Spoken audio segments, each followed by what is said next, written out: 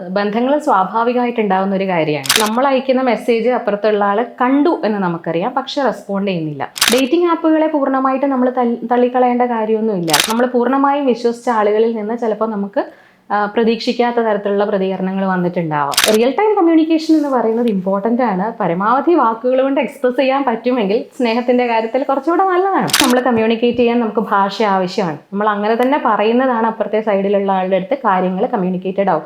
Similar ആയിട്ടുള്ള interest ഉള്ള ഒരു കണ്ടന്റ് നമ്മൾ ഷെയർ ചെയ്യുമ്പോൾ വി ആർ സ്റ്റിൽ കണക്റ്റഡ് എന്ന് പറയുന്നൊരു സാധനം അവിടെയുണ്ട്.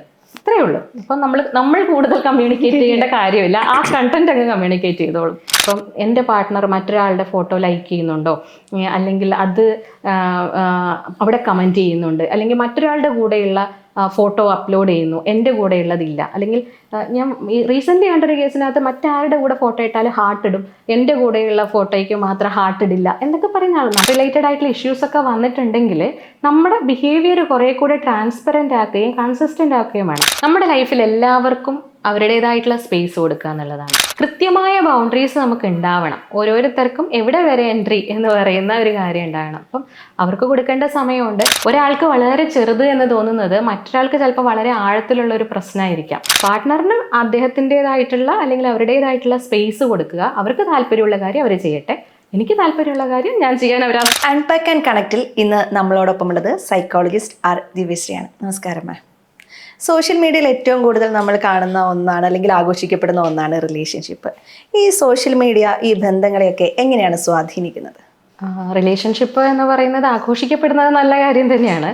സോഷ്യൽ മീഡിയയെ സംബന്ധിച്ചിടത്തോളം ഇപ്പോൾ കുറേ കൂടെ നമ്മുടെ ബൗണ്ടറീസ് കുറേ കൂടെ വലുതായി എന്ന് പറയാം. അതായത് നമുക്ക് പണ്ട് ആളുകളെ കാണാനുള്ള, പരിചയപ്പെടാനുള്ള, സംസാരിക്കാനൊക്കെ ഉള്ള പരിമിതികളുണ്ടായിരുന്നു. നമ്മുടെ ചുറ്റുവട്ടത്തിനുള്ളിൽ ഒതുങ്ങുന്നതായിരുന്നു ബന്ധങ്ങൾ എന്ന് പറയുന്നത്. പക്ഷെ ഇപ്പോൾ ആക്സസ് കൂടി. നമുക്ക് ലോകത്തിൻ്റെ എവിടെ ഇരിക്കുന്ന സിമിലർ ആയിട്ടുള്ള താല്പര്യങ്ങളുള്ള ആളുകളെയും പരിചയപ്പെടാനും അവരോട് കമ്മ്യൂണിക്കേറ്റ് ചെയ്യാനൊക്കെ ഉള്ളൊരു ഓപ്ഷൻ ഉണ്ടായി. അതുവഴി ബന്ധങ്ങളും അങ്ങനെ തന്നെ വളർന്നു പോകുന്നു എന്നുള്ളതാണ്.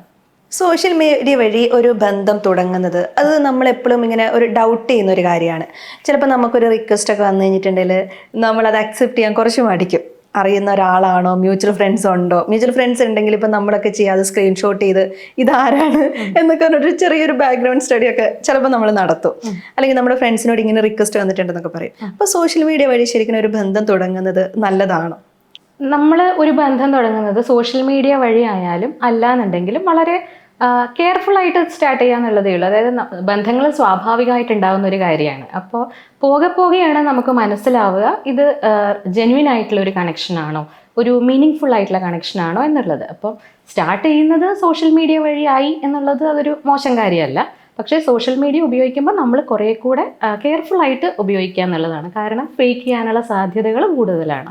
മുഖമില്ലാതെ തന്നെ ആളുകൾക്ക് നമ്മളെ ഫേക്ക് ചെയ്യാൻ പറ്റുന്ന ഒരു ഇടം കൂടിയാണല്ലോ ഈ സോഷ്യൽ മീഡിയ എന്ന് പറയുന്നത്. അപ്പം അത്തരത്തിലുള്ള തട്ടിപ്പുകളോ അല്ലെങ്കിൽ അത്തരത്തിൽ പറ്റിക്കപ്പെട്ട കഥകളോ ഒക്കെ മാമിൻ്റെ അടുത്ത് ആരെങ്കിലും വന്ന് ഷെയർ ചെയ്യുക, അങ്ങനെ എന്തെങ്കിലും ചെയ്തിട്ടുണ്ടോ? തീർച്ചയായിട്ടും ഉണ്ടായിട്ടുണ്ട്. കാരണം സോഷ്യൽ മീഡിയ അക്കൗണ്ട് വഴി സംസാരിച്ചിട്ട് പിന്നീട്, അതായത് എപ്പോഴും ഇതിൽ സംഭവിക്കുന്ന ഒരു കാര്യം, വളരെ ഒരു സൈഡിലുള്ള ഒരാൾ ഭയങ്കര ജെന്യുവൻ ആയിരിക്കും, മറ്റേ സൈഡിലുള്ള ആൾ അങ്ങനെ തന്നെ ആയിരുന്നു എന്ന് വിശ്വസിക്കുകയും ചെയ്യും. ഇവർ രണ്ടുപേരും ഇടുന്ന ഈ റിലേഷൻഷിപ്പിലേക്ക് ഇടുന്ന എഫേർട്ട് എന്ന് പറയുന്നത് വ്യത്യാസമായിരിക്കും. അതായത് ഒരാൾ മറ്റേ ആൾക്ക് വേണ്ടി കാത്തിരിക്കുക, അയാളുടെ സമയത്തിനനുസരിച്ചിട്ട് സംസാരിക്കാനായിട്ട് ചെല്ലുക, ഇങ്ങനത്തെ കുറേ കാര്യങ്ങളുണ്ട്. അപ്പോൾ ഒരു ദിവസം പെട്ടെന്ന് അപ്പുറത്തെ സൈഡിലുള്ള ആൾ അപ്രത്യക്ഷമാണ്. അതായത് ഗോസ്റ്റിംഗ് സംഭവിക്കും. അതുപോലെ പിന്നെ നിരന്തരമായി നമ്മൾ മെസ്സേജുകൾ അയച്ചാലും അതിന് റിപ്ലൈ വരുന്നില്ല, ചിലപ്പോൾ ഒന്നും പറയാതെ ബ്ലോക്ക് ചെയ്ത് പോവുക, ഇങ്ങനെയൊക്കെ സംഭവിക്കുന്നത് സ്വാഭാവികമായിട്ട് ആൾക്കാരെ ബുദ്ധിമുട്ടിക്കാറുണ്ട്. അതിൻ്റെ നിരാശയിൽ ആളുകൾ വരാറുമുണ്ട്. ഇപ്പോൾ ഈ ലോങ് ഡിസ്റ്റൻസ് റിലേഷൻഷിപ്പ് ആണെങ്കിൽ അതിനെ ഏറ്റവും മനോഹരമാക്കി വെക്കുക ചിലപ്പോൾ ചാറ്റിംഗ് ആയിരിക്കാം, വീഡിയോ കോൾ ആയിരിക്കാം. ഇത്തരത്തിൽ ബന്ധത്തെ ഊഷ്മളമാക്കിക്കൊണ്ട് പോകാൻ വേണ്ടി സാധിക്കുമോ? തീർച്ചയായിട്ടും. അത് സോഷ്യൽ മീഡിയയുടെ ഒരു പ്ലസ് ആണ്. അതായത് പണ്ട് കാലത്ത് നമ്മൾ ആലോചിച്ച് നോക്കും, ഇപ്പോൾ പ്രണയമായിരുന്നാലും ദാമ്പത്യമായിരുന്നാലും ഒക്കെ ഒരു ദിവസം ഒരു ഫോൺ കോൾ വരും. അപ്പോൾ ആ ഫോൺ കോൾ, അതും എല്ലാ വീട്ടിലും ഒന്നും ഫോൺ പോലും ഉണ്ടാവില്ല. അപ്പോൾ നമ്മൾ മറ്റൊരു വീട്ടിലൊക്കെ പോയിട്ടായിരിക്കും അറ്റൻഡ് ചെയ്യുന്നത്. എനിക്ക് ഓർമ്മയുണ്ട്, എനിക്ക് പരിചയമുള്ള നാട്ടിലെ ചേച്ചിമാരൊക്കെ ചെയ്തിരുന്ന കാര്യം. അത് കഴിഞ്ഞ് അടുത്ത ആഴ്ച ഈ ദിവസം, ഈ വെള്ളിയാഴ്ച വൈകിട്ട് 3 മണിക്ക് കോൾ വരും എന്ന് പറഞ്ഞാൽ അവർ ആ അടുത്ത ദിവസത്തിന് വേണ്ടി കാത്തിരിക്കുകയാണ്. അപ്പോൾ ആ കാത്തിരിപ്പ് നമ്മൾ കാൽപ്പനികമായിട്ട് ഭയങ്കര ഭംഗിയുള്ള കാത്തിരിപ്പാണെന്ന് പറയുമെങ്കിലും നമ്മുടെ ജീവിതത്തിലെ സങ്കടങ്ങൾ, സ്ട്രെസ്സ്, ഇതൊന്നും ഷെയർ ചെയ്യപ്പെടാനുള്ള ഒരു അവസരം അന്ന് ഉണ്ടായിരുന്നില്ല. ഒരാഴ്ചത്തേക്കൊക്കെ കാത്തിരിക്കണ്ടേ. ഇന്ന് അങ്ങനെയല്ല. ഇന്നെന്ന് പറഞ്ഞു കഴിഞ്ഞാൽ നമുക്ക് കാര്യങ്ങൾ അപ്പുറം ഇപ്പുറം തുറന്നു പറയാനും സ്ട്രെസ്സിലാണെങ്കിലും സന്തോഷത്തിലാണെങ്കിലും സങ്കടത്തിലാണെങ്കിലും അപ്പോൾ ഇമ്മീഡിയറ്റ്ലി ഷെയർ ചെയ്യാനുള്ള ഓപ്ഷൻ ഉണ്ട്. അപ്പോൾ അത് സോഷ്യൽ മീഡിയയുടെ പ്ലസ് തന്നെയാണ്. അപ്പോൾ നമുക്ക് കാണാം, ഇപ്പം ഒരു കുട്ടിയും അതിൻ്റെ പാരൻറ്റും രണ്ട് സ്ഥലത്താണ് ഇരിക്കുന്നതെന്നുണ്ടെങ്കിൽ ആ കുഞ്ഞിനെ കാണാനുള്ള ഒരു ഓപ്ഷനില്ലേ, പണ്ടതുണ്ടായിരുന്നില്ല. അപ്പോൾ അത് ഒരു പ്ലസ് ആയിട്ട് തന്നെയാണ് ഞാൻ കാണുന്നത്. അതുപോലെ തന്നെ ഇപ്പം മാം ഉപയോഗിച്ചൊരു വാക്കാണ് ഗോസ്റ്റിംഗ്. അതുപോലെ ഒന്നാണ് സീൻ ആൻഡ് നോ റെസ്പോൺസ് എന്ന് പറയുന്ന ഒരു സാധനം. അപ്പം നമ്മൾ സോഷ്യൽ മീഡിയയിൽ നമ്മൾ ഒരാൾക്കൊരു മെസ്സേജ് അയക്കുന്നു, അവർ സീൻ ചെയ്യുന്നു, റെസ്പോണ്ട് ചെയ്യാതിരിക്കുന്നു. ശരിക്കും ഇത് നമ്മൾക്ക് തരുന്ന ഒരു ആങ്സൈറ്റി അല്ലെങ്കിൽ ഒരു സ്ട്രെസ് വളരെ കൂടുതലായിരിക്കില്ലേ? അതെ, തീർച്ചയായിട്ടും അതെ. അതായത് നമ്മൾ അയക്കുന്ന മെസ്സേജ് അപ്പുറത്തുള്ള ആൾ കണ്ടു എന്ന് നമുക്കറിയാം, പക്ഷെ റെസ്പോണ്ട് ചെയ്യുന്നില്ല. രണ്ട് രീതിയിലാവാം. ഒന്ന് എന്ന് പറഞ്ഞു കഴിഞ്ഞാൽ നമ്മൾ അവിടെ മുതൽ ഒരു ആങ്ഷ്യസ് ആയിട്ടുള്ള ആളാണ് നമ്മളെങ്കിൽ, അല്ലെങ്കിൽ നമ്മുടെ ഒരു അറ്റാച്ച്മെൻറ്റ് സ്റ്റൈൽ എന്ന് പറയുന്നത് ആങ്ഷ്യസ് അറ്റാച്ച്മെൻറ്റ് സ്റ്റൈൽ അല്ലെങ്കിൽ ആണെന്നുണ്ടെങ്കിൽ നമ്മൾ അസ്യൂം ചെയ്യാൻ തുടങ്ങും. എന്തുകൊണ്ട് റെസ്പോണ്ട് ചെയ്തില്ല, ഇന്ന കാരണം കൊണ്ടാവാം, അല്ലെങ്കിൽ എന്നോട് പഴയ സ്നേഹമില്ല, കരുതലില്ല എന്നാവാം, അല്ലെങ്കിൽ എന്തെങ്കിലും അപകടം പറ്റിയതാ, ഇങ്ങനെയൊക്കെ നമ്മൾ ഒരുപാട് കാര്യങ്ങൾ അസ്യൂം ചെയ്യുകയും ആ അസംഷൻ്റെ പുറത്താണ് പിന്നെ നമ്മൾ പുതിയ പുതിയ കാര്യങ്ങൾ ബിൽഡ് ചെയ്യുകയും ചെയ്യുന്നത്. അപ്പോൾ അത് ഒരു പ്രധാനപ്പെട്ട കാര്യമാണ്. മറ്റൊന്നെന്ന് പറയുന്നത് ജെനുവിൻ ആയിട്ടുള്ള ഒരു സിറ്റുവേഷനിലായിരിക്കാം ചിലപ്പോൾ ഈ കണ്ടു റെസ്പോണ്ട് ചെയ്യുന്നില്ല എന്ന് പറയുന്നത്. ഓക്കെ, പക്ഷെ അതിനെ പോലും നമ്മൾ തെറ്റായി വ്യാഖ്യാനിക്കാനുള്ള സാധ്യതയുണ്ട്. അപ്പോൾ അതെങ്ങനെ ഇല്ലാണ്ടാക്കാന്ന് വെച്ച് കഴിഞ്ഞാൽ, നമ്മളിപ്പം ബിസി ആണെന്നുണ്ടെങ്കിൽ നമുക്ക് വളരെ വേണ്ടപ്പെട്ട ഒരാളുടെ മെസ്സേജാണ് വന്നിട്ടുണ്ടെങ്കിൽ ഒന്ന് ഇൻഫോം ചെയ്യാം, ഞാൻ തിരിച്ചു വിളിക്കാം എന്ന് പറയുന്നതിന് വലിയ ബുദ്ധിമുട്ടില്ലല്ലോ. അപ്പം അങ്ങനെ ഒന്ന് പറയുകയാണെങ്കിൽ ആഷുറൻസ് കൊടുത്തു കഴിഞ്ഞാൽ ഇപ്പുറത്തെ സൈഡിലുള്ള ആളുടെ ഇൻസെക്യൂരിറ്റി കുറച്ചുകൂടെ കുറയും. അതുപോലെ തന്നെ ഭയങ്കരമായിട്ട് ആഘോഷിക്കപ്പെടുന്ന ഒന്നാണ് ഡേറ്റിംഗ് ആപ്പുകൾ. പലതരത്തിലുള്ള ഡേറ്റിംഗ് ആപ്പുകളുണ്ട്. അതിപ്പോൾ ഫ്രണ്ട്ഷിപ്പിനായിക്കോട്ടെ, ആയിക്കോട്ടെ, അല്ലെങ്കിൽ മറ്റു തരത്തിലുള്ള ബന്ധത്തിനായിക്കോട്ടെ, ഡേറ്റിംഗ് ആപ്പ് സുലഭമായി നമുക്കിടയിൽ ഉള്ള ആളുകൾ ഉപയോഗിക്കുന്നുണ്ട്. ശരിക്കും ഡേറ്റിംഗ് ആപ്പ് വഴി ഒരു ബന്ധം തുടങ്ങുന്നത് നമ്മുടെ മാനസികാരോഗ്യത്തിന് ഗുണകരമാണോ? ഞാൻ നേരത്തെ പറഞ്ഞ പോലെ ഒരു ബന്ധം എങ്ങനെ തുടങ്ങുന്നു എന്നുള്ളതും മാനസികാരോഗ്യമായിട്ട് വലിയ ബന്ധമുണ്ടെന്ന് എനിക്ക് തോന്നുന്നില്ല. ആ ബന്ധത്തിൻ്റെ വളർച്ചയാണ് അവിടുത്തെ പ്രധാനപ്പെട്ട കാര്യം. അപ്പോൾ ഡേറ്റിംഗ് ആപ്പുകളെ പൂർണ്ണമായിട്ട് നമ്മൾ തള്ളിക്കളയേണ്ട കാര്യമൊന്നുമില്ല. കാരണം നമുക്ക് സിമിലർ ആയിട്ടുള്ള താല്പര്യങ്ങൾ പങ്കുവയ്ക്കുന്ന ആളുകൾക്ക് മീറ്റ് ചെയ്യാനുള്ള ഒരു പ്ലേസ് ആണത്. ഓക്കെ, അപ്പോൾ അത് കാഷ്വൽ ചാറ്റിങ്ങിന് വേണ്ടി ഉപയോഗിക്കുന്ന ആളുകളുണ്ട്, വളരെ മീനിങ് ഫുൾ കണക്ഷൻസിന് വേണ്ടി ഉപയോഗിക്കുന്ന ആളുകളും ഉണ്ട്. അപ്പോൾ അത് നമ്മുടെ വ്യക്തിപരമായിട്ടുള്ള ചോയ്സാണ് ഏത് രീതിയിൽ എവിടെ വെച്ച് കണ്ടുമുട്ടുക എന്നുള്ളത്. പക്ഷേ വളരെ കെയർഫുൾ ആയിട്ട് ഇരിക്കുക എന്നുള്ളതാണ്. അതായത് ഈ അപ്പുറത്തെ സൈഡിലുള്ള ആളെ പൂർണ്ണമായും വിശ്വസിച്ചിട്ട് നമ്മൾ നമ്മുടെ കാര്യങ്ങളെല്ലാം ഡിസ്ക്ലോസ് ചെയ്യുക, പിന്നീട് നമ്മളൊരു അബദ്ധത്തിലേക്ക് പോവുക, ഇതൊന്നും ഉണ്ടാവരുത്. അതായത് അതിനെ ഇറങ്ങി പുറപ്പെടുമ്പോൾ അതിൻ്റെ ദൂഷ്യവശങ്ങൾ എന്താണെന്ന് കൂടെ നമ്മൾ മനസ്സിലാക്കിയിരിക്കണം എന്നേ ഉള്ളൂ. അതുപോലെ തന്നെ ഞാൻ നേരത്തെ സൂചിപ്പിച്ചിരുന്ന ഒരു കാര്യമാണ്, നമുക്കിപ്പോൾ ഓൺലൈനിൽ ഒരു ഫ്രണ്ട് റിക്വസ്റ്റ് വരികയാണെങ്കിൽ നമ്മൾ അതിൻ്റെ ഒരു ബാക്ക്ഗ്രൗണ്ട് സ്റ്റഡിയൊക്കെ നടത്തും. ശരിക്കും എന്തുകൊണ്ടാണ് നമുക്ക് അത്തരത്തിൽ ആളുകളെ വിശ്വസിക്കാൻ പറ്റാത്തതൊക്കെ? ഇത് നല്ലതാണോ അല്ലെങ്കിൽ ഇത് മോശമാണോ അല്ലെങ്കിൽ ഇത് ഒഴിവാക്കാം എന്ന് നമുക്ക് ചിന്തിക്കാൻ പറ്റാത്തത്? ഒന്ന് നമ്മുടെ പാസ്റ്റ് എക്സ്പീരിയൻസ് ആയിരിക്കാം. നമ്മൾ പൂർണ്ണമായും വിശ്വസിച്ച ആളുകളിൽ നിന്ന് ചിലപ്പോൾ നമുക്ക് പ്രതീക്ഷിക്കാത്ത തരത്തിലുള്ള പ്രതികരണങ്ങൾ വന്നിട്ടുണ്ടാവാം. അല്ലെങ്കിൽ മറ്റുള്ള നമ്മുടെ സുഹൃത്തുക്കളുടെ കഥകൾ, വാർത്തകൾ, ഇതൊക്കെ നമ്മൾ കേൾക്കുന്നുണ്ടല്ലോ. അപ്പോൾ കേൾക്കുമ്പോൾ സ്വാഭാവികമായിട്ടും നമുക്ക് അവിടെ ഒരു ട്രസ്റ്റ് ഇഷ്യൂ വരാനുള്ള സാധ്യതയുണ്ട്. അപ്പോൾ നമ്മൾ കുറച്ചും കൂടെ വിജിലൻ്റ് ആയിരിക്കും. പിന്നെ നമ്മൾ പോകെ നമ്മളിലേക്കുള്ള എൻട്രി എന്ന് പറയുന്നത് നമ്മൾ ലിമിറ്റ് ചെയ്യും. അതുപോലെ തന്നെ ഈ റിയൽ ടൈം കോൺവെർസേഷൻ നമ്മൾ നേരത്തെ സൂചിപ്പിച്ചു. നമ്മൾ കറക്റ്റ് നമുക്കൊരു മെസ്സേജ് കിട്ടി, നമ്മൾ അതിനപ്പുറം റെസ്പോണ്ട് ചെയ്യുന്നില്ല, പിന്നെ നമ്മൾ റെസ്പോണ്ട് ചെയ്യും. ചിലപ്പോൾ നമ്മുടെ സിറ്റുവേഷൻ ആയിരിക്കാം, അല്ലെങ്കിൽ നമ്മുടെ മാനസികാവസ്ഥയായിരിക്കാം, പല കാരണങ്ങളാവാം. അത് നമ്മുടെ ജസ്റ്റിഫിക്കേഷനും കൂടെ ആവാം. അപ്പം അത്തരത്തിൽ നമ്മൾ കറക്റ്റായി കമ്മ്യൂണിക്കേറ്റ് ചെയ്തില്ലെങ്കിൽ അത് നമ്മുടെ ബന്ധങ്ങളെ വളരെയധികം സ്വാധീനിക്കാനോ അല്ലെങ്കിൽ നശിപ്പിക്കാനോ ഒക്കെ ഒരു കാരണമായി മാറില്ലേ? തീർച്ചയായിട്ടും കമ്മ്യൂണിക്കേഷൻ എന്ന് പറയുന്നത് വളരെ ഇമ്പോർട്ടൻ്റ് ആണ്. അതാണ് ഞാൻ നേരത്തെ പറഞ്ഞത്. നമ്മൾ വളരെ ജെന്യൂനായിട്ടൊരു പ്രതികരിക്കാൻ പറ്റാത്ത ഒരു സിറ്റുവേഷനിലാണെങ്കിൽ നമ്മൾ അവരെ ഇൻഫോം ചെയ്യുക എന്നുള്ള കാര്യമാണ്. ഇപ്പോൾ പ്രോപ്പറായിട്ട് കമ്മ്യൂണിക്കേറ്റ് ചെയ്യുന്നില്ലെങ്കിൽ, ഇപ്പോൾ റിയൽ ടൈം കമ്മ്യൂണിക്കേഷൻ എന്ന് പറയുമ്പോൾ കൂടുതലും നമ്മൾ വീഡിയോ കോള് കാര്യങ്ങളൊക്കെ ചെയ്യുന്നത് ഒത്തിരി നേരത്തെ പറഞ്ഞ പോലെ പ്രശ്നങ്ങളെ കുറേ ഒതുക്കാനും നമുക്ക് കുറേ കൂടെ ആ കണക്ഷൻ കുറച്ചുകൂടെ ഫീൽ ചെയ്യാനുമായിട്ട് ഹെൽപ്പ് ചെയ്യും. എന്നാൽ അതേസമയം ഇപ്പോൾ ടെക്സ്റ്റിംഗ് ഒക്കെ ആണെന്നുണ്ടെങ്കിൽ ആ പറയുന്ന ആളുടെ ടോൺ എന്താണ്, പിന്നെ അല്ലെങ്കിൽ ബോഡി ലാംഗ്വേജ് എങ്ങനെയാണ്, ഒന്നും നമ്മൾ അറിയുന്നില്ല. അപ്പം ഇപ്പുറത്തിരുന്നിട്ട് കുറേ കാര്യങ്ങൾ അസ്യൂം ചെയ്യാനുള്ള പോസിബിലിറ്റി കൂടുതലാണ്. പിന്നെയെന്ന് പറഞ്ഞാൽ കമ്മ്യൂണിക്കേഷൻ ഇപ്പോൾ സോഷ്യൽ മീഡിയയിൽ നമ്മൾ നോക്കിക്കഴിഞ്ഞാൽ അറിയാം, നമ്മൾ ഇമോജീസ് ഒക്കെ യൂസ് ചെയ്യുന്നത് ഭയങ്കര കൂടുതലാണ്. ഇപ്പം ഞാൻ ക്രിസ്റ്റീനയുടെ അടുത്ത് പറയാണ്, ക്രിസ്റ്റീന ഇന്ന് നല്ല ഭംഗിയുണ്ട് കാണാൻ, ഈ ഡ്രസ്സ് നല്ല രസമുണ്ട്, എനിക്കിഷ്ടമായി എന്ന് ഞാൻ പറയുന്നതിന് പകരം ഞാൻ ഇങ്ങനെ ഒരു ഇമോജി ഇട്ട് കഴിഞ്ഞാൽ ഏതാണ് ക്രിസ്റ്റീന, അതാണ് ക്രിസ്റ്റീനയ്ക്ക് ഇതിൽ ഏതാണ് സത്യത്തെ കൂടുതൽ ഇഷ്ടപ്പെടുക, ആ പറഞ്ഞു കേൾക്കുന്നതാണ്. അപ്പം നമ്മൾ അത് റിയൽ ടൈം കമ്മ്യൂണിക്കേഷൻ എന്ന് പറയുന്നത് ഇമ്പോർട്ടൻ്റ് ആണ്. പരമാവധി വാക്കുകൾ കൊണ്ട് എക്സ്പ്രസ് ചെയ്യാൻ പറ്റുമെങ്കിൽ സ്നേഹത്തിന്റെ കാര്യത്തിൽ കുറച്ചുകൂടെ നല്ലതാണ്. അതുപോലെ തന്നെ ഇപ്പൊ ഇമോജിയുടെ കാര്യം പറഞ്ഞതുകൊണ്ട് നമ്മുടെ ഉള്ളിൽ നമ്മളിപ്പോൾ കരഞ്ഞുകൊണ്ടിരിക്കുകയാണ്, അല്ലെങ്കിൽ നമ്മൾ ദേഷ്യപ്പെട്ടുകൊണ്ടിരിക്കുകയാണ്, നമ്മൾ ഓപ്പോസിറ്റ് സൈഡിൽ നമുക്കൊരു മെസ്സേജ് വരുമ്പോൾ ചിലപ്പോൾ നമ്മളൊരു ചിരിക്കുന്ന സ്മൈലിയിൽ അത് ഒതുക്കും. അപ്പൊ നമ്മുടെ ഇമോഷൻസ് കറക്റ്റായി നമുക്ക് കമ്മ്യൂണിക്കേറ്റ് ചെയ്യാൻ പറ്റാതെയും കൂടെ വരില്ലേ? പറ്റില്ല. അതാണ് അതിന്റെ ഏറ്റവും വലിയ അപകടം. ഈ ഇമോജീസേ ഇല്ലായിരുന്നെങ്കിൽ എന്ന് ഞാൻ പലപ്പോഴും ആലോചിച്ചിട്ടുണ്ട്. അതായത് നമുക്ക് ചില സ്ഥലങ്ങളിൽ നമ്മൾ കമ്മ്യൂണിക്കേറ്റ് ചെയ്യാൻ നമുക്ക് ഭാഷ ആവശ്യമാണ്. നമ്മൾ അങ്ങനെ തന്നെ പറയുന്നതാണ് അപ്പുറത്തെ സൈഡിലുള്ള ആളുടെ അടുത്ത് കാര്യങ്ങൾ കമ്മ്യൂണിക്കേറ്റഡ് ആവും. പക്ഷെ ചില സമയത്ത് വളരെ ഡീപ്പർ ലെവലിലുള്ള ബന്ധമാണെന്നുണ്ടെങ്കിൽ നമുക്ക് ആ ഒരു സ്മൈലി മതി. നമ്മളത് സെൻസ് ചെയ്യും, അത് അവിടെ അപ്പുറത്തെ സൈഡിൽ എന്തോ ഓക്കെ അല്ല, അതുകൊണ്ടാണ് ഇത് വന്നിട്ടുള്ളത് എന്നുള്ളത്. പക്ഷെ എല്ലായ്പ്പോഴും അത് വർക്ക് ചെയ്യണമെന്നില്ല, ആളുകൾ മനസ്സിലാക്കില്ല. പിന്നെ വെച്ചാൽ ഡയറക്റ്റ് നമ്മൾ കമ്മ്യൂണിക്കേറ്റ് ചെയ്യും. ഇപ്പോൾ പലപ്പോഴും ഞാൻ ഈ റിലേഷൻഷിപ്പിൻ്റെ കേസിൽ കാണാറുള്ളതാണ്, നേരിട്ട് പറയാനുള്ളത് പറയില്ല.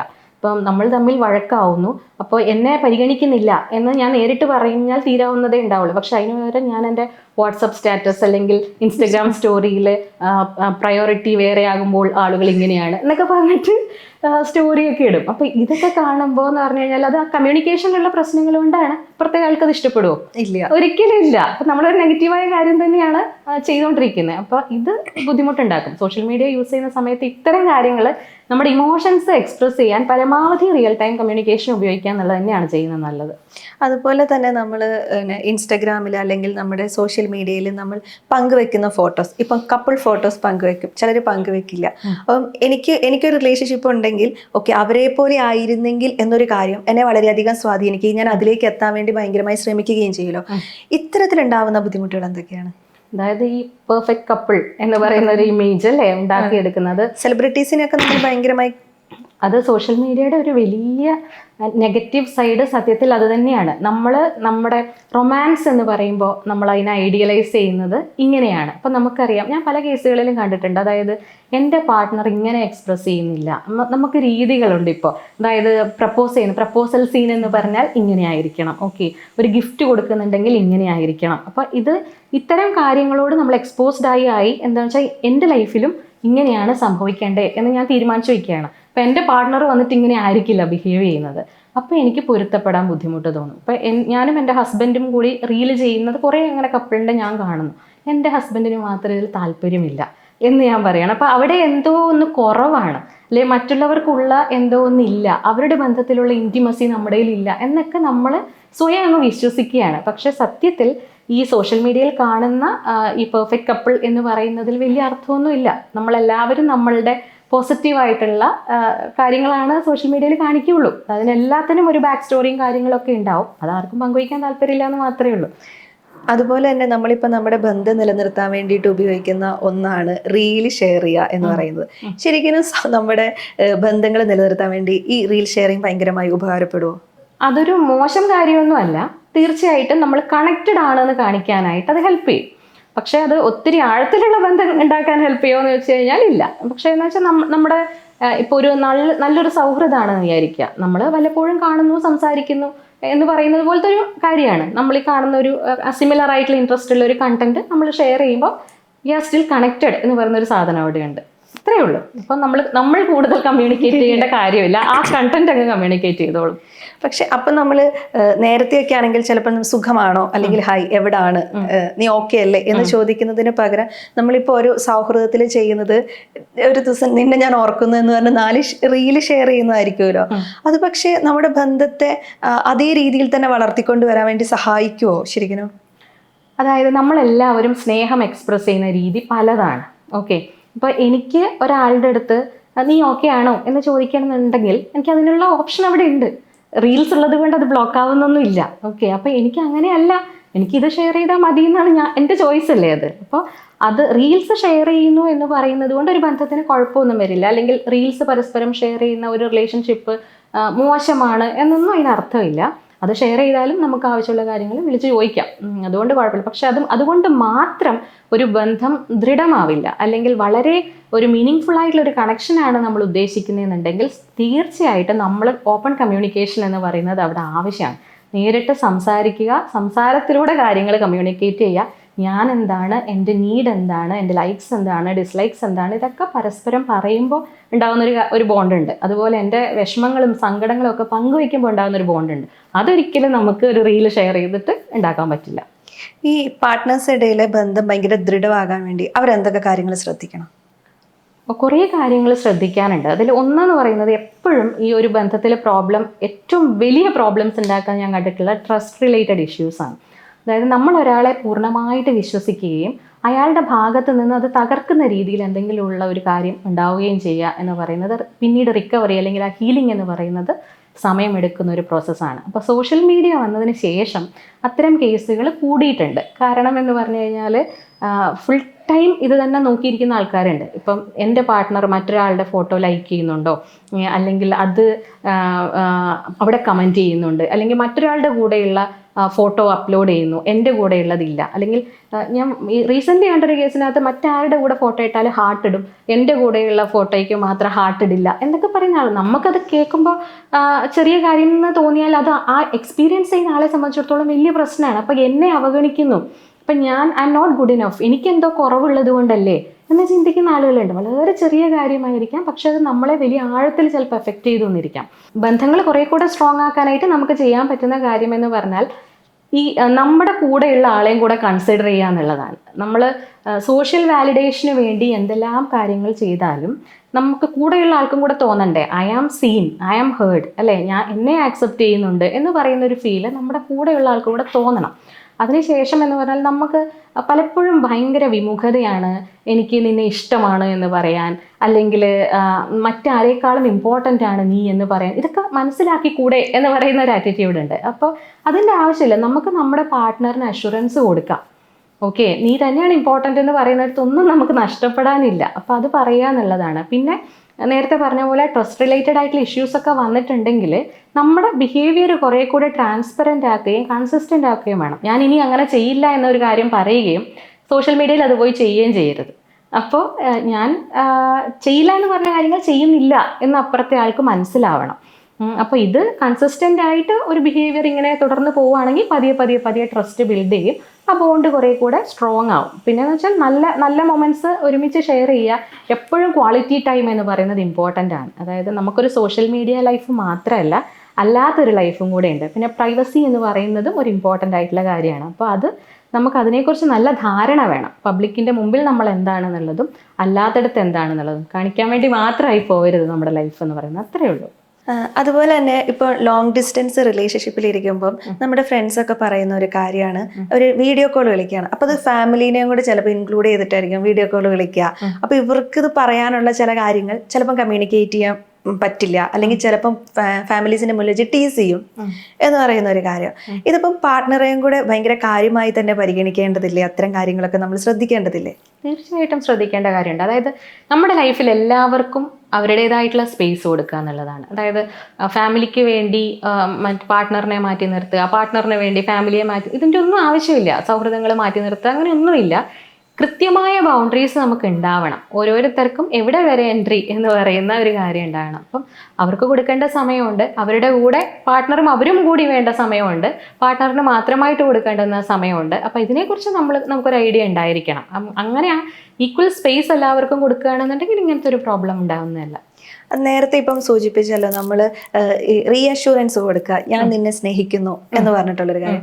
അത് ആൺകുട്ടികൾ ഭൂരിഭാഗം പേരും നമ്മളടുത്ത് പറയുന്നൊരു കാര്യമാണ്. അവൾ എന്നോട് പിന്നെയും ചോദിക്കും, നീ എന്നെ സ്നേഹിക്കുന്നുണ്ടോ എന്ന് ചോദിക്കും. അവൾക്ക് ഇത് അറിയുന്ന ഒരു കാര്യമല്ല, ഇപ്പം ഞാൻ പറഞ്ഞ പോലെ തന്നെ. പക്ഷെ എന്നിട്ട് അതിനെ കളിയാക്കിയിട്ടുള്ള റീലുകളൊക്കെ അങ്ങോട്ടും ഇങ്ങോട്ടും ഷെയർ ചെയ്യും. അപ്പോൾ നമ്മുടെ ഇപ്പുറം നിൽക്കുന്നത് നമ്മുടെ സുഹൃത്തു കൂടിയാണ് ഈ റീല് കിട്ടുന്ന ആളെങ്കിൽ അവരെന്ന് പറയും, അത് നമുക്ക് ഉറപ്പില്ലാത്തത് കൊണ്ടല്ല, നമ്മൾ എന്നാലും ജസ്റ്റ് ചോദിച്ചു പോകുന്നതാണ് എന്ന് പറയും.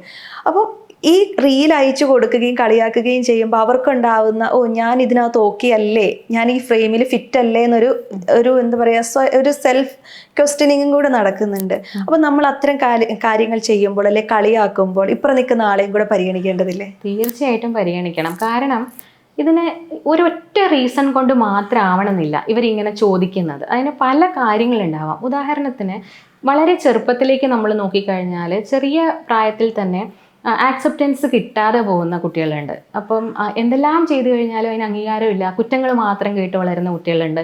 അപ്പോൾ ആ കുട്ടികൾ മുതിരുന്ന സമയത്തും ആളുകളിൽ നിന്ന് അംഗീകാരവും ആക്സെപ്റ്റൻസും സ്നേഹവും ഒക്കെ കിട്ടാനുള്ള ഒരു ക്രേവിങ് ഉണ്ടാവും അവർക്ക്. അപ്പോൾ കാരണം അവരുടെ അറ്റാച്ച്മെൻറ്റ് സ്റ്റൈൽ എന്ന് പറയുന്നത് അങ്ങനെയായിരിക്കും. അതുകൊണ്ടായിരിക്കാം ചിലപ്പോൾ പാർട്ട്ണറിൻ്റെ അടുത്ത് ചോദിക്കുന്ന വീണ്ടും വീണ്ടും എന്നോട് സ്നേഹമുണ്ടോ, അപ്പോൾ ഉണ്ട് എന്ന് പറയുകയും അവിടെ ഒരു റീഅഷുറൻസ് കിട്ടുകയും ചെയ്യുമ്പോൾ ആ ഉള്ളിലുള്ള ആ ഒരു ഇൻസെക്യൂരിറ്റി അല്ലെങ്കിൽ ആങ്സൈറ്റി എന്ന് പറയുന്ന സാധനം കുറയും.